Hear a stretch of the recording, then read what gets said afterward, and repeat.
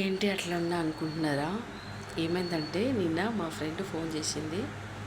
తను ఇంట్లో ఏ పని చేసినా ఏదో కొంకలు పెడుతూనే ఉంటారంట ఇంట్లో వాళ్ళు. పాపం చెప్పుకొని బాధపడింది. నేను ఏ పని చేసినా వాళ్ళకి ఇష్టం ఉండదు, ప్రతి దానికి వంకలు పెడుతూనే ఉంటారు అని చెప్తుంది అనమాట. బాధ అనిపిస్తుంది కదా, పనులు చేసి కూడా అందరితో మాట్లాడాలంటే బాధ అవుతుంది కదా. సో నేను చెప్పిన ఏంటంటే,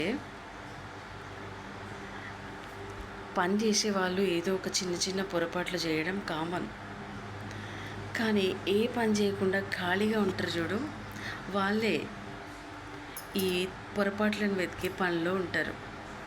ఏ పని చేయని వాళ్ళే పొరపాట్లు వెతికే పనిలో ఉంటారు. సో నువ్వు దానికి అస్సలు బాధపడద్దు, నీ పని నువ్వు చేసుకుంటూ వెళ్ళు. ఆ పనులు చేయడం చేతగాని వాళ్ళే ఇలాంటివి అంటూ ఉంటారు అని చెప్పిన అనమాట కదా. ఏమంటారు? నిజమే కదా.